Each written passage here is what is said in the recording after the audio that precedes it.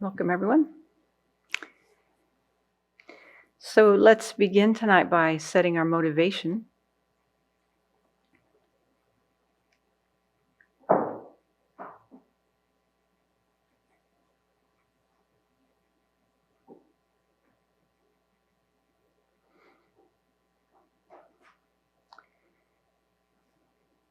In his teachings, the Buddha laid out three main spiritual goals for us as Buddhist practitioners. And since most of us won't attain full awakening in this life, we need a series of fortunate rebirths so that we can continue progressing along the path. And so to attain those rebirths, we contemplate the drawbacks of taking an unfortunate rebirth in lower realms, and also the opportunities that we have for spiritual progress with the fortunate rebirth we have. And so both of these aspects motivate us to keep good ethical conduct and to engage in the six perfections and to dedicate our merit for the precious human rebirth. And since some of us will aspire for personal liberation, then we can reflect on the faults of cyclic existence and the unsatisfactory nature of being under the control of karma and afflictions.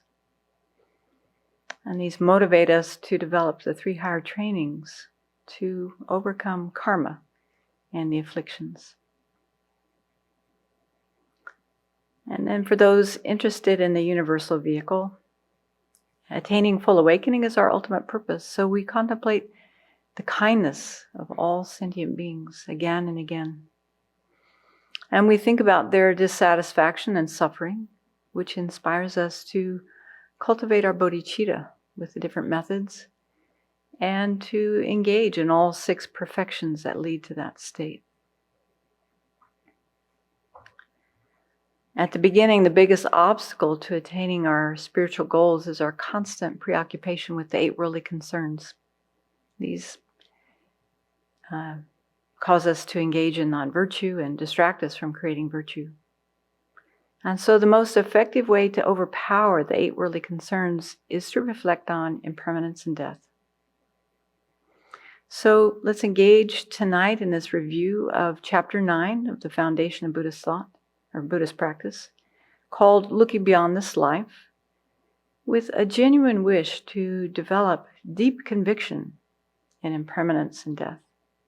Deep conviction that will stabilize our actions of body, speech, and mind and our most heartfelt spiritual aspirations.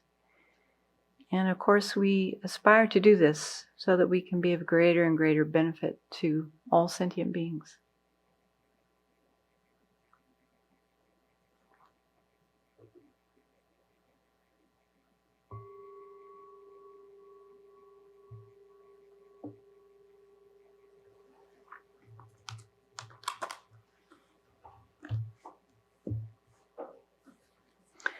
So that motivation comes straight out of Chapter 9, which is called Looking Beyond This Life.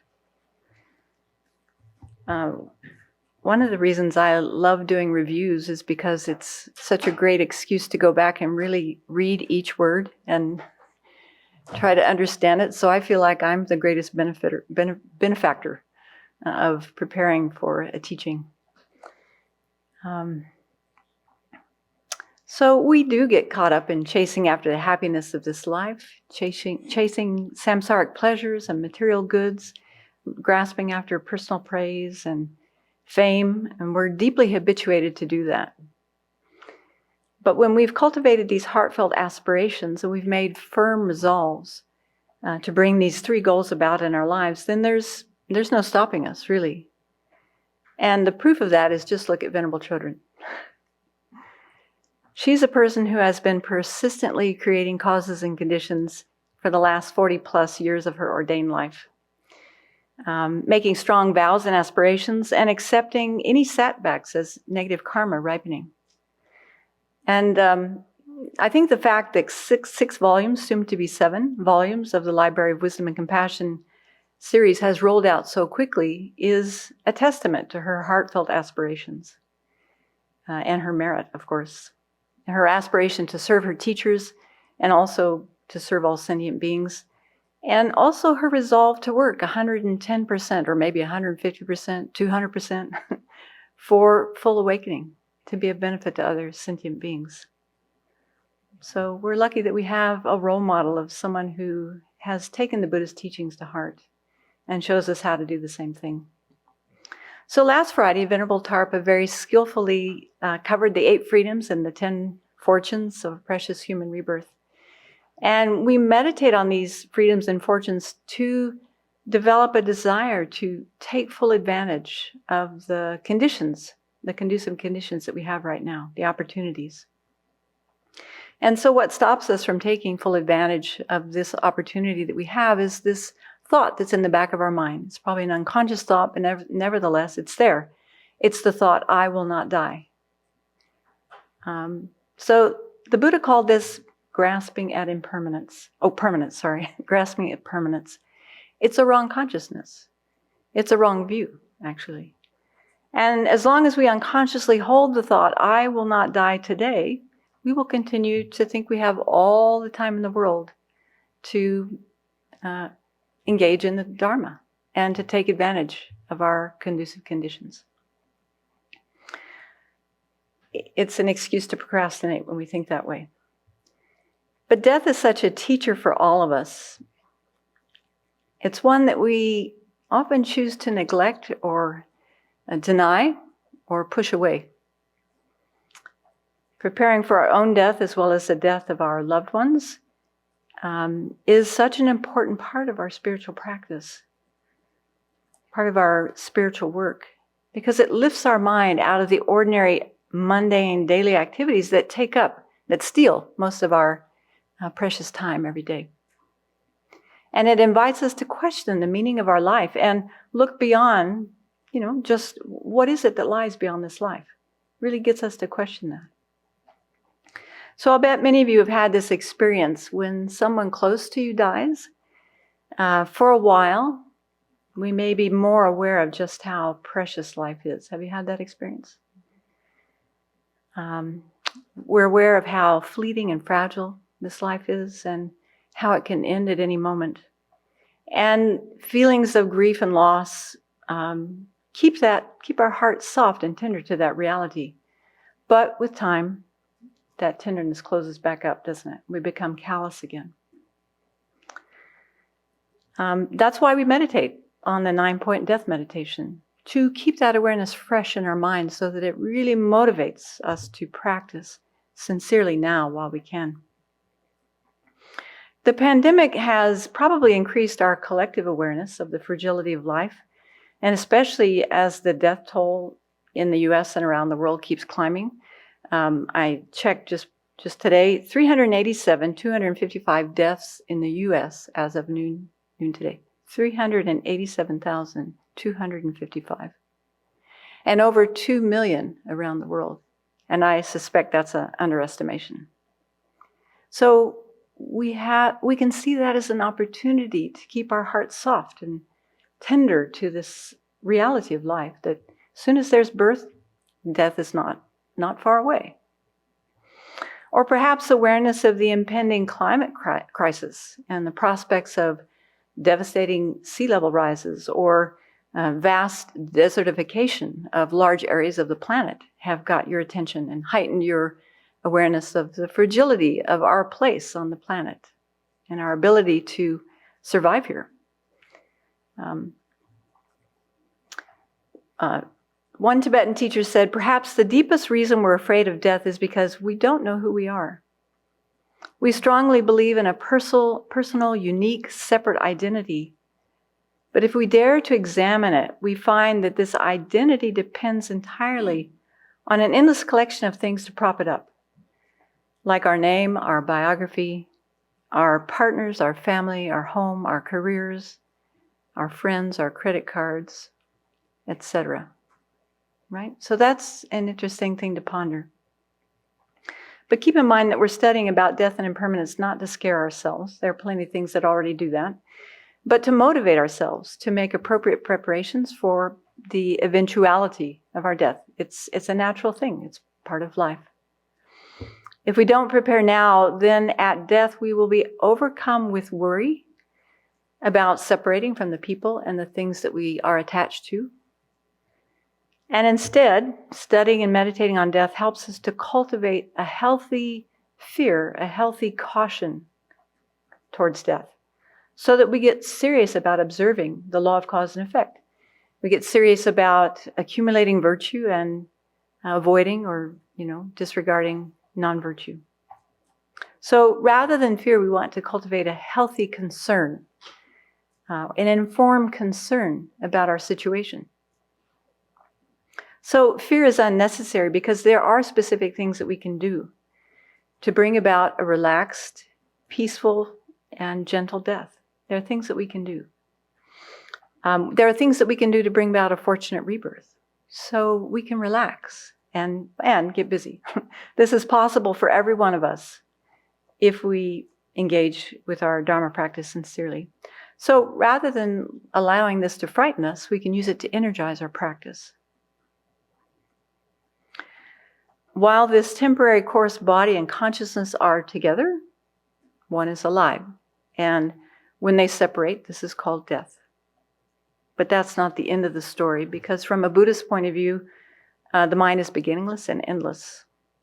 It goes on forever. Even Buddhas have an ongoing mind.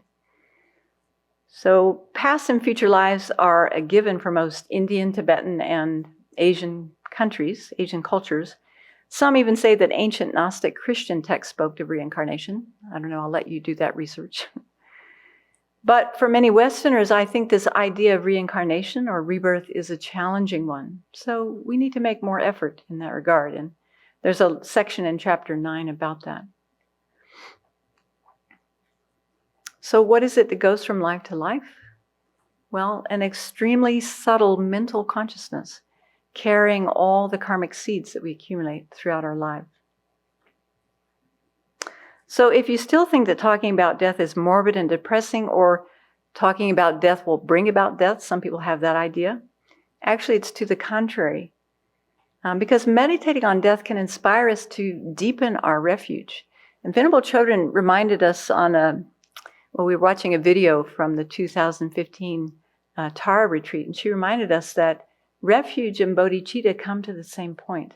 And I've been thinking about that. It's fascinating, really.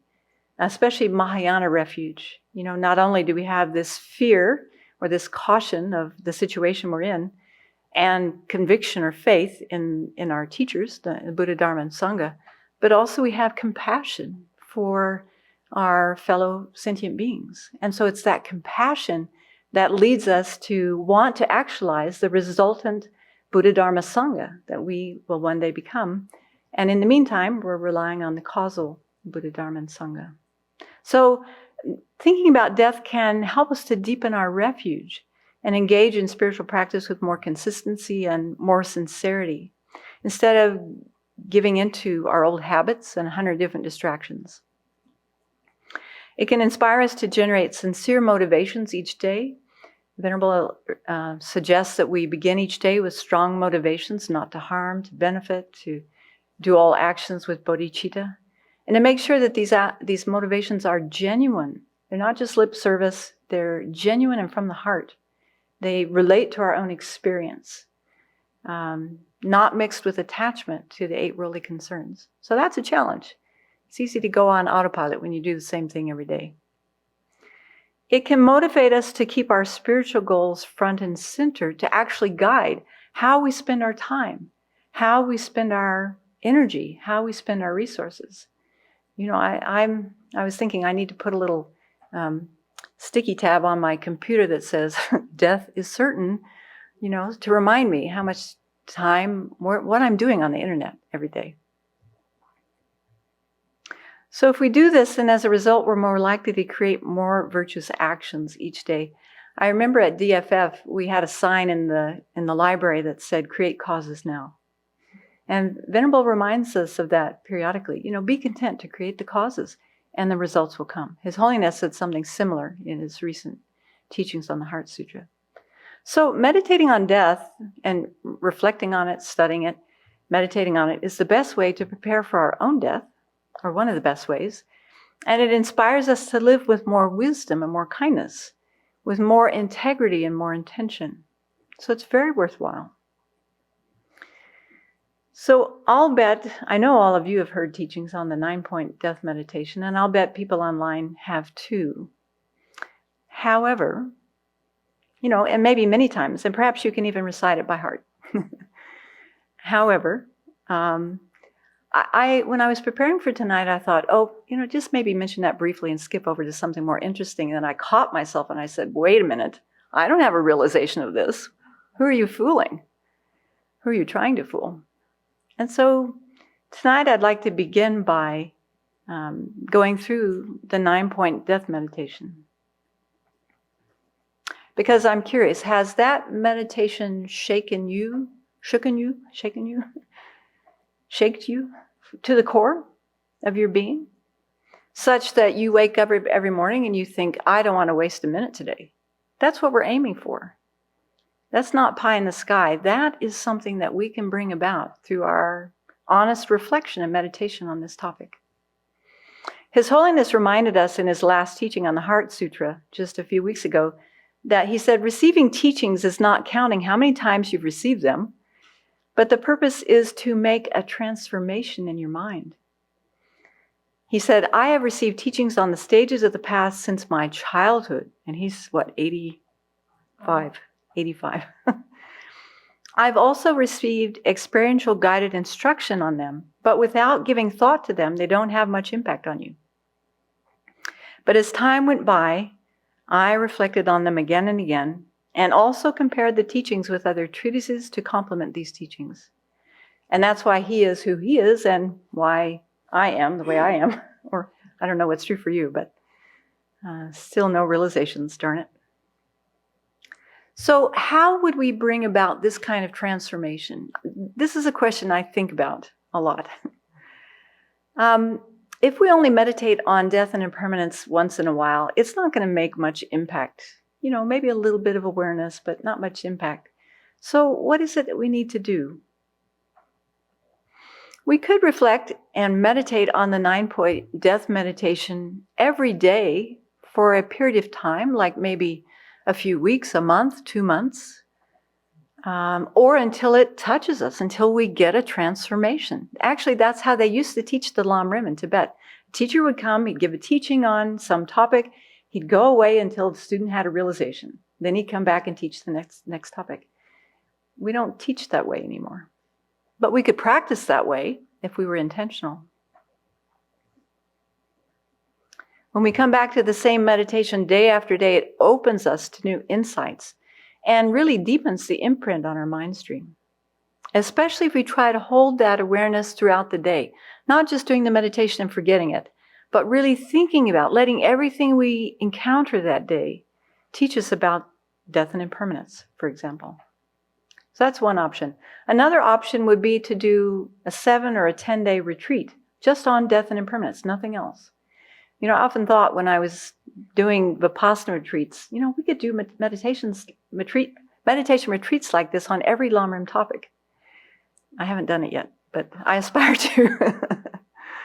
So we could take a period of time and just focus on death and impermanence. Every session, 4 sessions, 5 sessions a day, whatever you have time for. I remember hearing Dzongzar Khyentse Rinpoche talk about a 2-week retreat he had done on death and impermanence and how it had transformed his practice. That left an impression on my mind. Or if 7 to 10 days, 14 days is too much, maybe once or twice a month we take a half a day or a full day just to do retreat on death and impermanence. We can set our lives up like that. Well, maybe not at the Abbey, but people at home could set up their lives like that. Actually, I think we could do it at the Abbey if we were intentional. The main point is to bring about a transformation in our mind, a noticeable shift in our awareness and attitudes, so that the material shifts from being just a lot of intellectual information to something that really informs our heart, our actions, our thoughts. If we have this transformation concerning impermanence and death, then again, as we wake up each day, we would immediately think, this could be my last day. we wouldn't waste a minute. We'd be very, very motivated to practice. So let's talk through this meditation and think about some possibilities to bring it alive, no pun intended, but to bring it alive to our practice. Okay, so how this is set up, how this is structured is there are 3 main points. Death is definite, the time of death is uncertain, and only Dharma helps us at the time of death.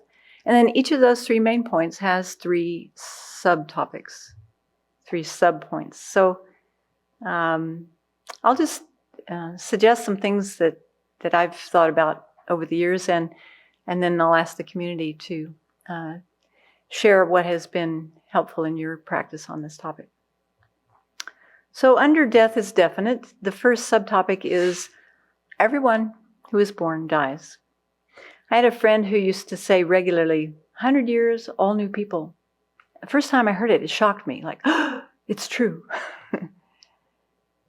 It requires some thought. In 100 years, all new people. Well, maybe even sooner. We don't know. There could be an even worse pandemic around the corner that takes out more of our population.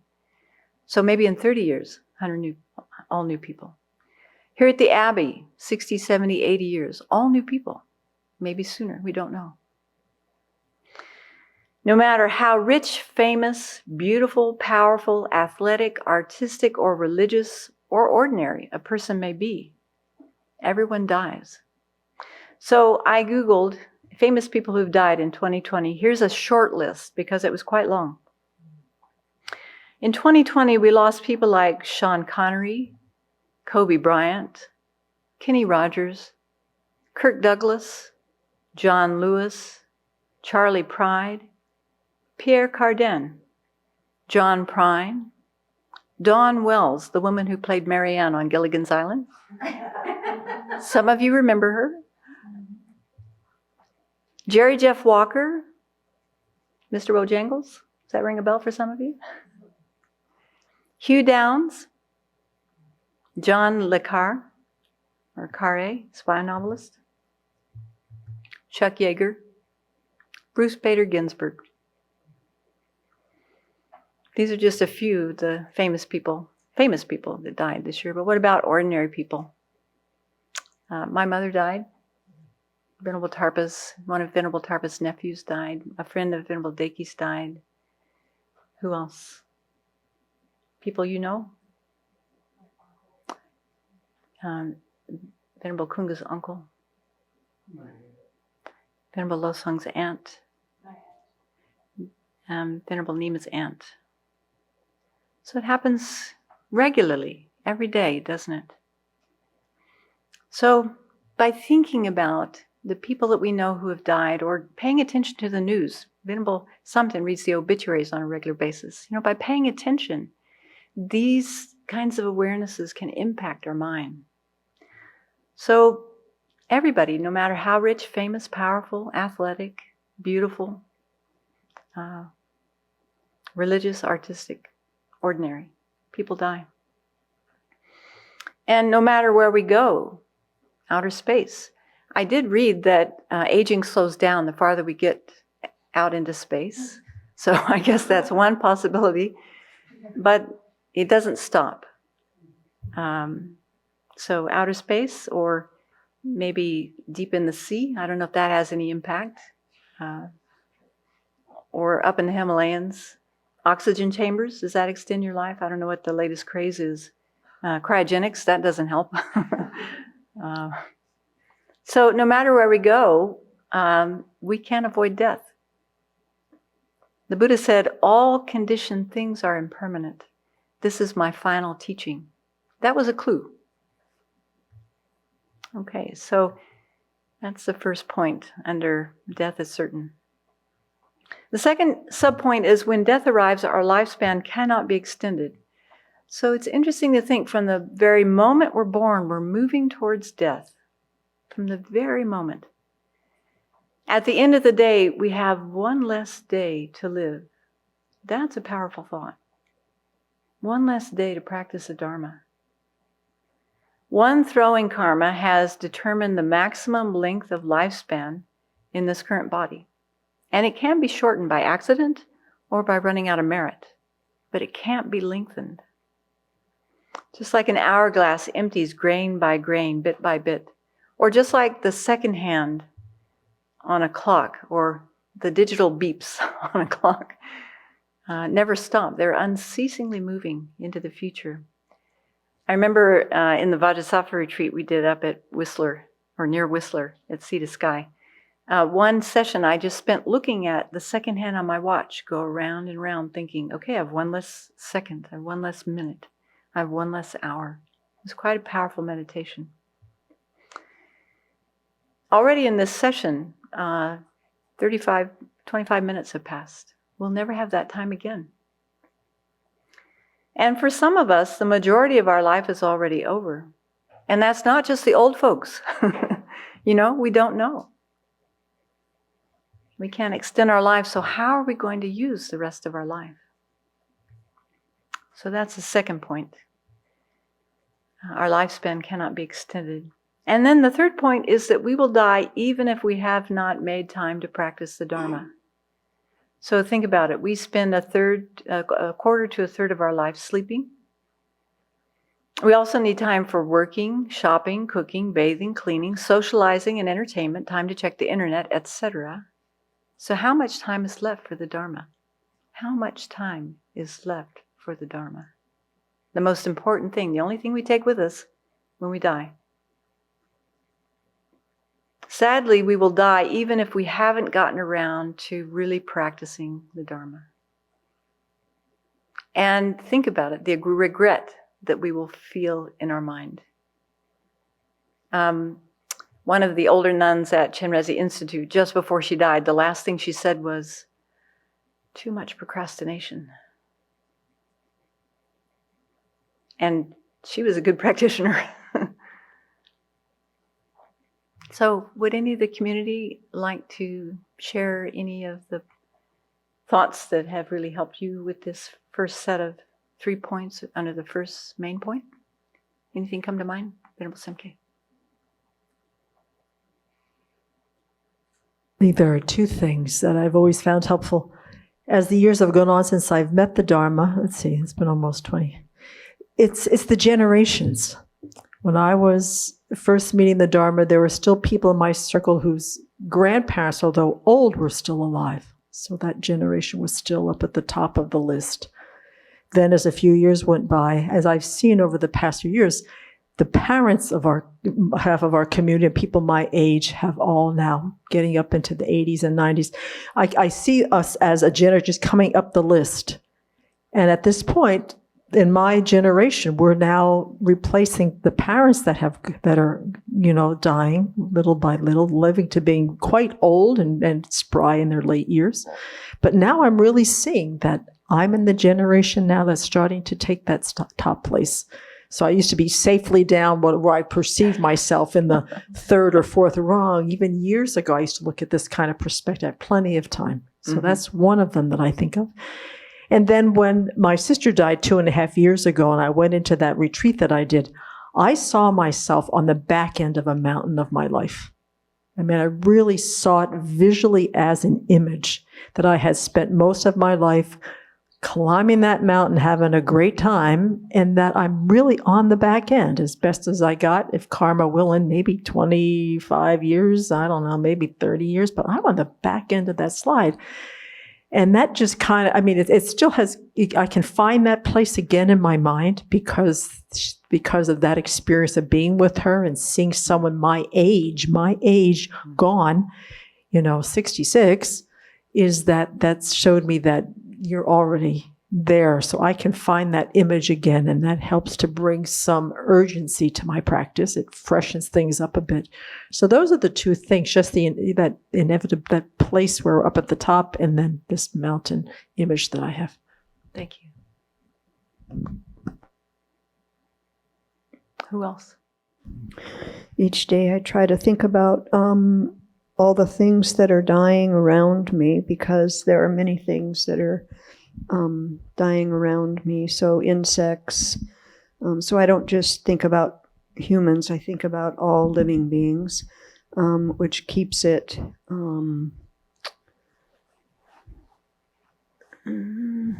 I think seeing it that way, it just brings my mind to impermanence instead of bringing my mind to the ego place of, oh my gosh, I'm going to die, because that's not so helpful for the mind. So instead, I approach it with, this is the normal way of how it is, that everything that is conditioned dies, everything that comes about then comes apart. So to put it in that frame all the time with everything that I can think about and look at and remind myself. Yeah, wonderful. And that's a way to extend that meditation from the cushion into our daily activity. Thank you. Venerable Kunga.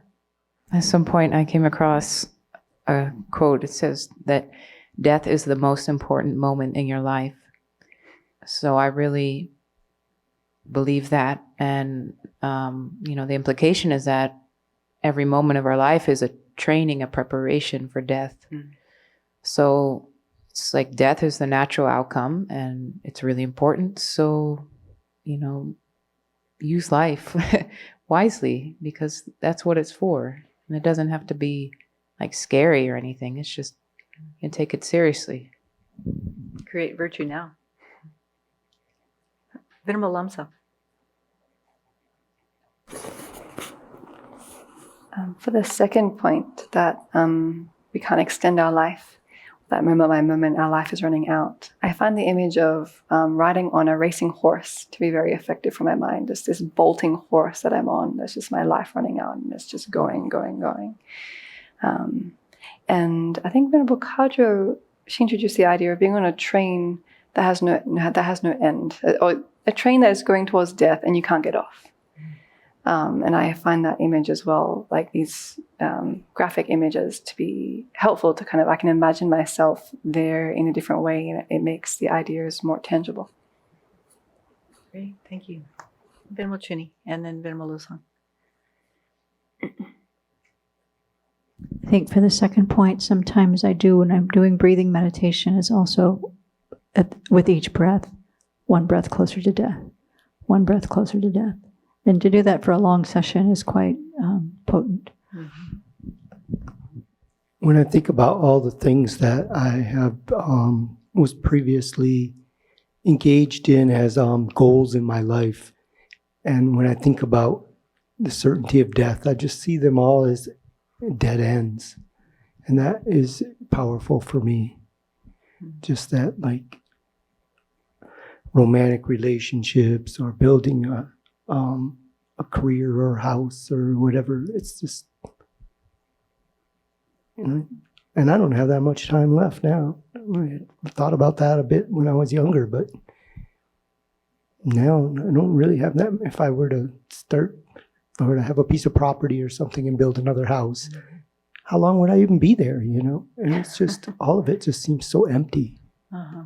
Empty of importance. Mm-hmm. Okay. So the conclusion that we're led to by these first 3 points is that I need to practice the Dharma now, meaning I need to transform my mind now. That's the conclusion. So let's look at the second point. The second main point is the time of death is uncertain. And so the first subpoint is that the lifespan of a human being in our world is indefinite. The duration of our life isn't fixed. People die at all ages. Some die very young. Some who are old and want to die linger for years and years. Young people die before their parents. Healthy people die before sick people. I remember my friend Llewellyn, who had been a vegetarian and only ate organic food for years and years, got cancer. It's like, how can this happen? But it does. Many people went to bed last night and didn't wake up this morning.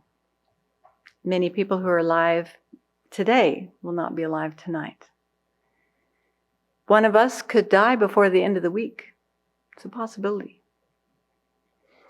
So we know intellectually that we're going to die, but we think, unconsciously, we think it won't be today.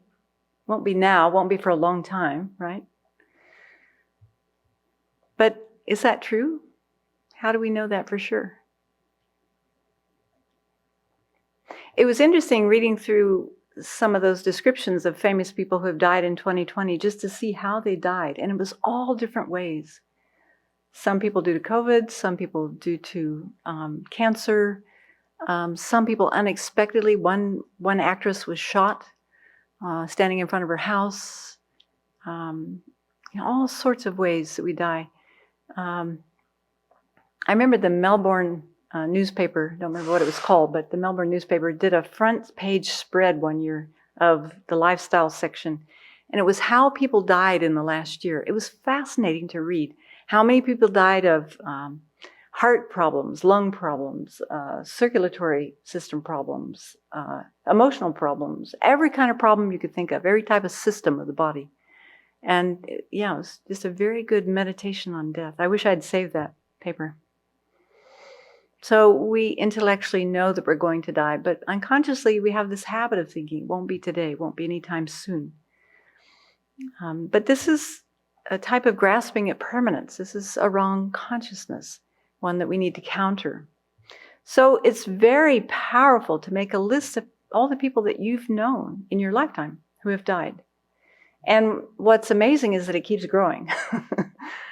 So keep adding to it, and think about how they died. Did they expect to die the day they died? Were they expecting it? Sometimes there's a slow, gradual process a person could expect. On another hand, there are very quick deaths, unexpected deaths. So that's the first point. The lifespan of a human being in our world is indefinite.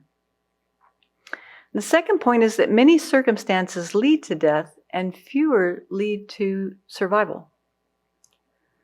So think of all the planning and effort and energy it takes to stay alive. How much planning and energy we have to put into shopping and eating and drinking and sleeping and making sure we have a house and eating the right vitamins and getting exercise and taking medicine, protecting ourselves from heat and cold and different diseases and injury. It takes a lot of energy. If you really add up how many minutes a day are spent on maintenance, it's most of our day. Whereas dying requires very little effort. Just stop and you die. It takes 1 to 3 days to die of dehydration. We would die of dehydration much faster than starvation. So that's an interesting thing to ponder, all the effort and energy we put into survival. The third point is that our body is very fragile, and even the things that are meant to protect us and help us can cause our death. So think about how one little virus can cause death. Well, actually, it's not one little virus. It's probably a combination of little viruses. But anyway, it's one virus can cause death. Think about one bullet to any main part of our body. One small bullet, just a tiny bullet, little piece of metal, can end our life very quickly. One sharp blow to the head, like with a fire extinguisher, for example, can kill a person instantly. One cut artery can cause us to quickly bleed to death. One bite of a poisonous spider or snake could bring death. I thought about that a lot when I lived in Australia, because it was a reality. One small aneurysm bursting could kill us instantly. Or think about how easily our body could be crushed in a car accident or a falling branch, a big falling branch outside when the wind is high. Think about how many systems in the body there are and how it's amazing that they don't go wrong more often. You know, that everything functions. It's quite amazing. It's quite a system we're driving around in. Okay, so what other ideas and thoughts help you to meditate on this second set? The first set is probably easier for us to understand and take on board. But understanding that and really taking it deeply to heart, that the time of death is uncertain, that's more difficult, do you find? So what helps you in your meditation? Venerable Thubten. Well, it is true. Whenever I have a chance, I read the obituaries. And I started doing this after the first retreat that I went to with Venerable Chodron in 1998. And at that point, I just thought, well, it was old people who died. And in fact, I can go back further. And on my 26th birthday, my uncle told me that, I was pretty much middle-aged. Happy birthday. And he said something else. And then he said, well, you know that people don't die of old age, right? And when I heard that, it was like, wait a minute. What do you mean? And it was like shocking because I really thought, it's just old people that die. So the thing about reading obituaries, it's what you've mentioned, is that people die in all these different ways. But now the list of people who are younger than I am, that list is getting longer. And so when I read somebody who's died at age 49, it's like, well, wait a minute. What happened there? What's going on? I really want to know. And I want to know, what was making their life important. But it really starts hitting at this very deep, innate belief that it's not going to happen now, for sure. It's going to happen much later. And this one's a really hard one to keep, fresh in my mind. Mm-hmm. And so this daily reading of obituaries does help that. And it's still hard to believe. Mm-hmm. Thank you. Matt? 3 things have come to mind. The first one is when my dad died, I remember his parents came and they were looking in the hospital. And one thing that I really remember them saying is, it's not supposed to happen. He wasn't supposed to die after me. And it was unfathomable for them. And that stuck with me for years now. It's like, that's not how it's supposed to happen. It happens, however. There's no way it's supposed to happen. Another thing that I do personally, and whenever I'm driving around, I can't help but think, like, this could definitely be the last drive of my life. I don't know why, but it just, the idea of dying in a car accident is very visceral to me.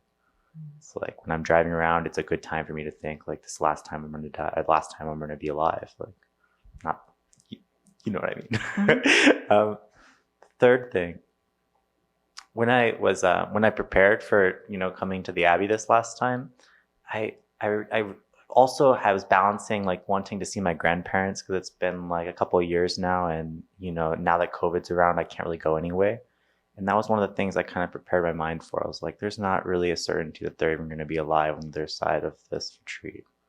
And I think similarly about my other grandparents as well, who I'm not itching to see as much, but still, they're not going to be there forever. And like Dharma practice, I can't put that off forever either. Venerable Damchu, then Venerable Jigme. Venerable Jigme and I got in a car accident in India that I will always remember. Maybe think too much about it, that's why I'm terrified of driving. I don't know. But I will always remember when the car hit the tractor. I hadn't learned anything about the death process yet, but really everything looked like a mirage. And I had the thought, I'm going to my next life. Then everything snapped back after that. So I always remember that. And that gives me a lot of faith in the death process that is described in the text. So when I have the cognizance, more so recently, I really try and rehearse that every day.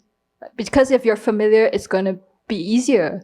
And to try and keep the mind stable, like, let's go through all the steps and then, see how it, and just try and imagine that again and again and again, so that when it happens, it's going to be okay. That's how I work with my fear anyway.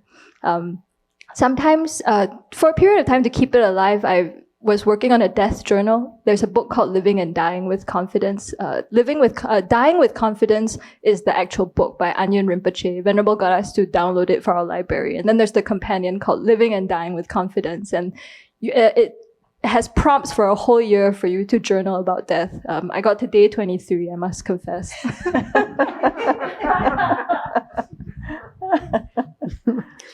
I was going to bring up the same thing about the accident.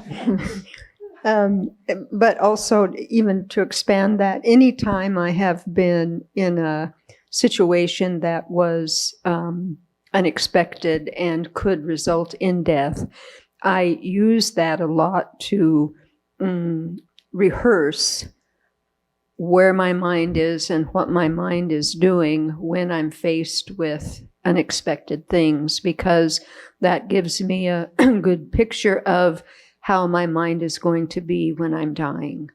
And so, again, like Venerable Dansho said, the familiarization of it is what allows us to keep steady with our practice in our mind at the time of death, and also with anything that happens unexpectedly. So I use that one a lot.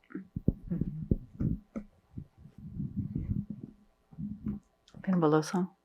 Similar to Venerable Thubten's practice of reading the obituaries, when I was in Centralia, I would walk down to the cemetery and walk through and look at the different dates and add up how old the person was.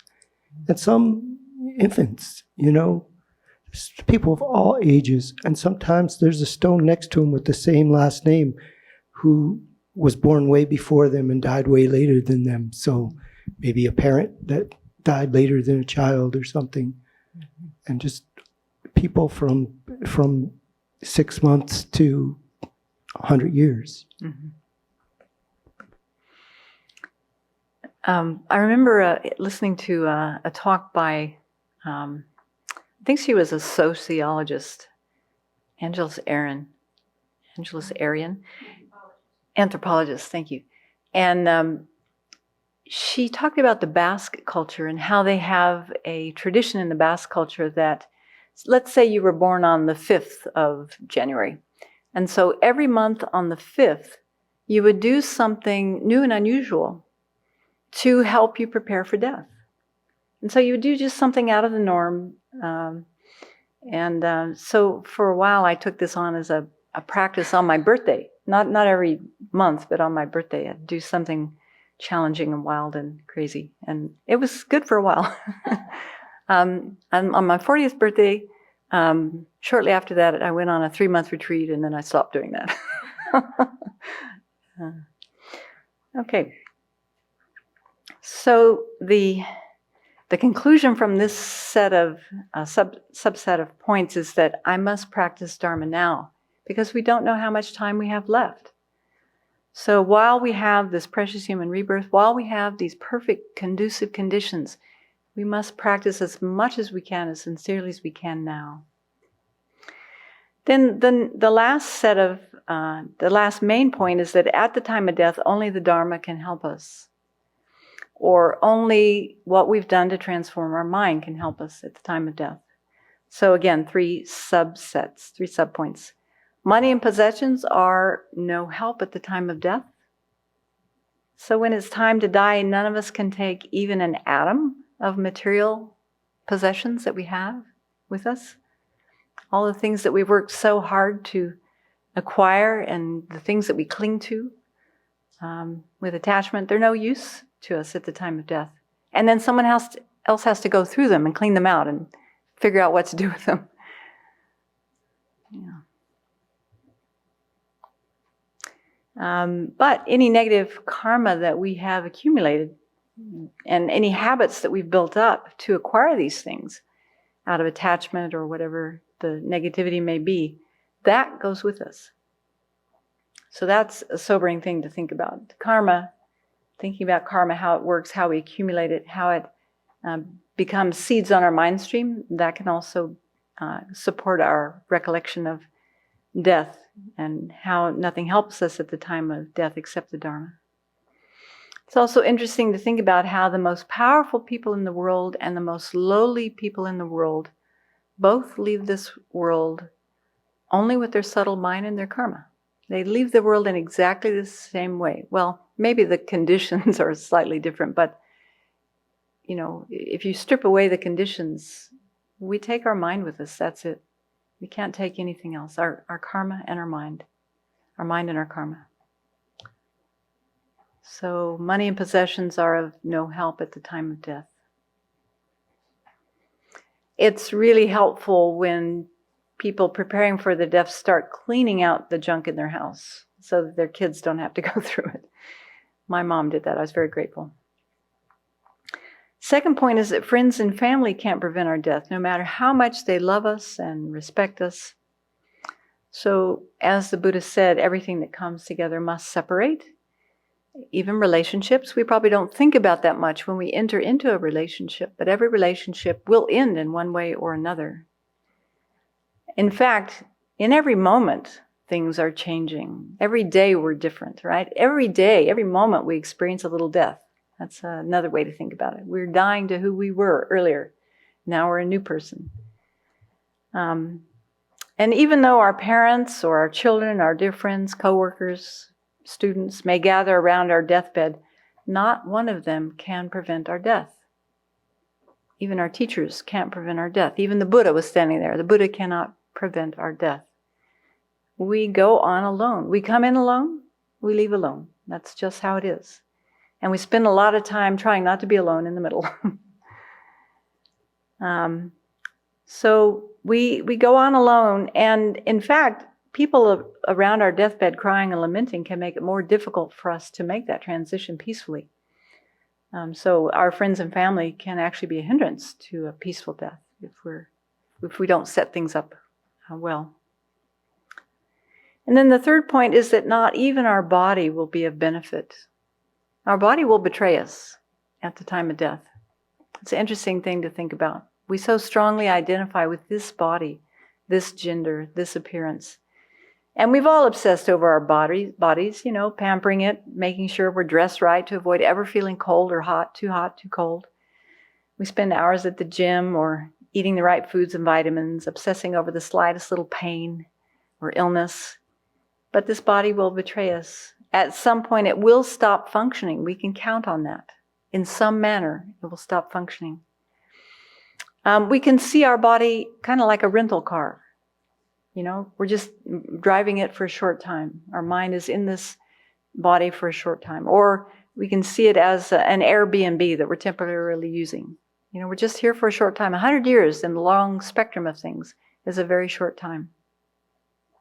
So, of course, we want to keep our body healthy and functional, but with an awareness that we won't be here that long.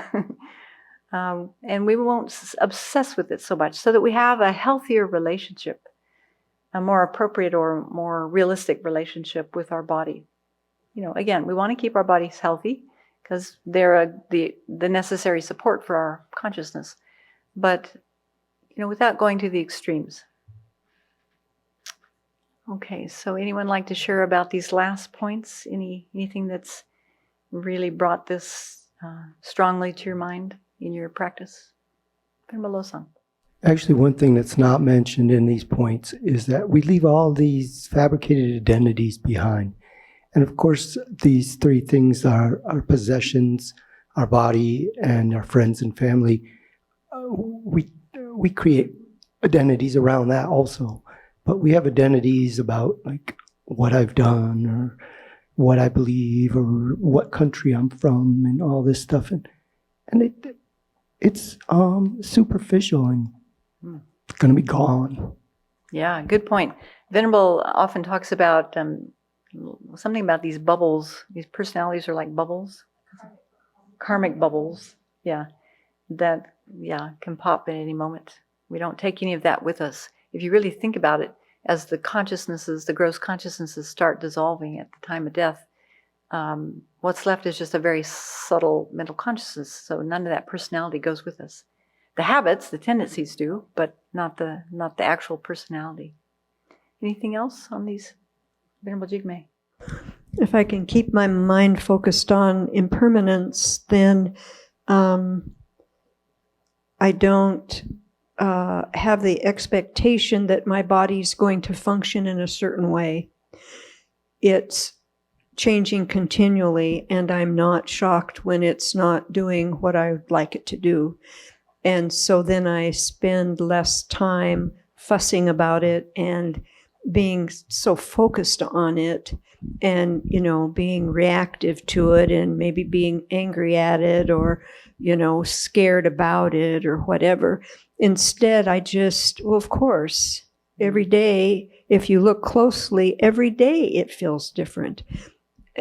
So why would I expect anything different? Some days it functions a little better and some days a little worse. And that's going to happen every day until I die. And so nothing to get all whipped up about. Yeah, Nicole. Especially with regards to the first and third point, I've been practicing paying attention to those moments where I'm, unhappy about how cold the shower is or something like that, and kind of pointing out to myself that this won't matter in 10 minutes. It certainly won't matter at the time of death. And kind of looking back and saying, okay, that thing I was, so obsessed about, 2 years ago doesn't matter now. Mm-hmm. It certainly isn't going to matter at the time of death. And so kind of working forwards and backwards that way to shift that perspective to say none of these things are going to matter at death. Great awareness. Thank you. I honestly sometimes think which of the members of our community are going to die first. And how will that be for, one of us, knowing that we live so close together 24/7 at the time of death. As I get more aware of that's going to happen sooner than later, is that I continually make prayers. May I have the wherewithal to practice, and may whoever of us is the first to go and following each other, may we be able to be there for each other. May all of us have enough wherewithal with our practice. I just make that aspiration that we're doing the work, but when the time is for one of us the first to pass in the community, it's going to be a die alone situation, no matter whether we're around them, doing the pujas, doing their practices, venerable here, not here, whatever. It's that this whole idea that this Sangha community, as close as we are, also has to separate. It's just this thing that's getting in my head a lot more than it used to. Mm-hmm. One of the clearest things I took away from my mother's death was the conviction that there is nothing but Dharma at the time of death that will help. And I don't even know how to describe the vividness of that, except to see that body stopped, and that body wasn't my mother, and none of the stuff was my mother. None of the stuff was anything, right? There was absolutely nothing. And from my side, as the daughter, nothing was going to help at time of her death, but the Dharma either. But somehow that experience also gave me a lot of confidence in the Dharma already in my own mind, and my appreciation for it. And I do draw on that as a incentive or as a motivation to keep cultivating it, because mine will be a lot harder than hers. For my death, for myself, will be a lot harder than my mother's death, right? So to keep shoring up that conviction and the Dharma present, to be able to be with it. Question and a few comments. So someone is asking, when death comes and if we still have a sober mind that's not intoxicated with painkillers, what should we meditate on? At the time of death. Oh, there are a number of things. I think mainly what you're familiar with. We're advised to call refuge to mind. We're advised to meditate on bodhicitta. Really thinking about, I'm not the only one who's gone through this. May I experience this for the benefit of all sentient beings. If a person was very familiar, they could meditate on emptiness. They could be going through the 8 disillusions at the time of death, really preparing for seeing those visions. We haven't talked about the 8 disillusions. I wasn't sure how long this would take. Maybe we have some time to talk about those. So there are many things that anything virtuous will do. And so familiarizing ourselves with the image of a deity like Buddha Shakyamuni, well, he's not visualizing, becoming familiar with a visualization like Buddha Shakyamuni, or one of the deities that we practice like Green Tara or Chenrezig, or whoever, whichever practice is closest to your heart, then there is a good chance that image, that visualization can come to mind easily at the time of death. Basically, it comes down to whatever we're doing now and familiarizing with, that's going to be probably what's going to come to mind at the time of death. So hopefully it's virtue. And we can be intentional about familiarizing with things so that we can bring them to mind at the time of death. And in fact, anyone who has a highest yoga tantra initiation practices going through these 8 disillusions at least 6 times each day, 3 times in the morning, 3 times at night, so that we do familiarize ourselves with some of these visions that come up that Venerable and His Holiness describe later in the book. So that could be something that a person focuses on too. And someone comments that I think of my grandmother's life as a bell curve. Marriage, house, career, children. Then children grow up, retire, husband dies, goes to live in a nursing home. Everything that was obtained was lost. Yeah. And then someone else says, when heading to the operating theater last year, everything was foreign to me with no one at my side. I came to realize deeply at that point of death, only the Dharma would be with me, not my friends or family. Great awareness. Yeah, the Buddha is our best friend. The Dharma is our best friend, because the Buddhas and the Dharma are always with us. Friends, well, we don't know where they'll be. Okay, so the conclusion from that last set of 3 is that I must practice the Dharma purely while we have this precious human rebirth and the conducive conditions. So in other words, not tainted by the 8 worldly concerns, so that we get the greatest benefit from our Dharma practice. In Venerable's book, Guided Buddhist Meditations, there's a meditation on imagining our death that I have found really helpful. It's surprising how powerful it is for me, given that it's quite simple and straightforward. She poses some important questions for us to consider. So in case you don't have that book, I'll just read through them. And then maybe you can look this up later and write them down, or buy the book. Given that I will die one day, what is important in my life? What do I feel good about having done? And what do I regret? What do I want to do and avoid doing while I'm still alive? What can I do to prepare for death? And what are my priorities in life? So again, very straightforward questions, but I have used them myself and sent them to friends and sent them to my mother shortly before her death to think about. Very powerful to really reflect what's most important. So we have a little bit of time left. I appreciate the way His Holiness and Venerable Chodron talk about the death process in chapter 9 on page 219. It's quite streamlined and straightforward. The explanation of the death process, the 8 disillusions, can be very elaborate, but they've just taken the essence. So let me just read through this, not quickly, but not too slowly either. So she says, or they say, Highest Yoga Tantra explains the death process in great detail. 8 steps occur as the body gradually loses its ability to support coarse levels of consciousness, and as the mind becomes increasingly more subtle, until the subtlest mind, the fundamental innate clear light mind, dawns. That is the actual moment of death. In the next moment, the mind leaves the body and enters the bardo, and at that time, the person is dead. So as each element dissolves, that is, as it loses its ability to support consciousness, our aggregates weaken and we have an inner experience to the mind. So these are the 8 dissolutions. The first one is when the earth element dissolves into the water element, the body becomes thinner, the form aggregate, the body weakens, and the person has an inner shimmering appearance like a mirage.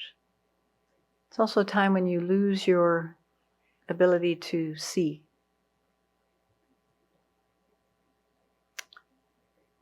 When the water element dissolves into the fire element, the mouth becomes dry and the skin puckers. The feeling aggregate loses the ability to experience pleasant, unpleasant, and neutral feelings. And the person has an inner appearance of smoke. The ear consciousness ceases at that time, even the very subtle internal whir sound in the ear ceases at that time. The third dissolution is when the fire element dissolves into the wind element, the heat in the body diminishes. Sometimes the heat leaves beginning with the feet and going upwards, other times from the head down. The aggregate of discrimination subsides, meaning we can't differentiate who's around us. We can't differentiate near people, people we are close to, or strangers. And the inner appearance is of sparks of light, like fireflies. When the wind element, the fourth stage, the wind element dissolves into space or consciousness, the external breath stops. So that's when doctors pronounce the person dead. But from a Buddhist point of view, the consciousness is more subtle levels of consciousness have not yet left the body. The aggregate of the miscellaneous factors loses power, and there is an appearance of a small, dim candle flame about to go out. At this point, breathing has stopped completely, the body grows cold, and the coarse consciousnesses have been absorbed. At that stage also, you have no ability to taste or sense tactile sensations, rough and smooth. Then the fifth through seventh stages of the dissolutions. Now the coarser winds, the inner energies that serve as the mount of consciousness, begin to dissolve. As with the previous stages of dissolution, the time it takes to pass through the next three phases varies with the person, the cause of death, and the person's spiritual training. These three phases are inner appearances to the mind, named the vivid white appearance, which resembles a bright light of the full moon, the red increase appearance, like the orange-red color of the sky at sunset, and the black near attainment of complete darkness. Then the eighth stage is that now the subtlest mind, the fundamental innate clear light mind, manifests. This is the actual moment of death. It's a moment of mind. This is the actual moment of death, although the subtlest wind mind is still present in the body, and a well-trained practitioner will meditate on emptiness. There is no rigor mortis, and there may be a slight sense of heat if we hold our hand just above the person's heart chakra at the center of their chest. During this time, the relationship between the body and the mind has not been severed, and the body does not decay. So it's better to avoid touching or moving the body at this time if possible. So anyone interested in learning more about that, those 8 dissolutions, His Holiness has a beautiful book called Advice for Dying and Living a Better Life. And he goes into a little more detail about that. There's also a nice section in this chapter called Helping Ourselves and Others at the Time of Death. And so we're running out of time, so I'll leave that for you to review on your own. But I would like to recommend a beautiful article that I found on the internet called How to Talk About Death. It's on the website of the Amitabha Hospice Service in Auckland, New Zealand. And there are specific points about how to have that difficult conversation with someone you may be supporting at the time of death. So you might want to look into that if you're a caretaker for someone who is close to death. Okay, so I hope this has been helpful, and it's certainly been helpful for me to go through this again and to make a stronger commitment to bring about some level of deeper conviction. You know, each year as we go through the Lam Rim, each time we come around to the topic, it will create a stronger imprint on our mind, so we can trust that as well. But I think, there are these 4 thoughts that turn the mind, thinking about preciousness of our human rebirth, death and impermanence, karma, and suffering of cyclic existence. These are 4 practices, along with bodhicitta and emptiness, that we really need to take care to cultivate so that we do develop a level of conviction that shows itself in our behavior and the ways we think and act in the world. Okay, so with that, we'll rejoice that we had this time together to reflect on death and impermanence. Thank you, Venerable Chodron and His Holiness Dalai Lama, for this beautiful chapter. Every word, every line is potent. And we can dedicate.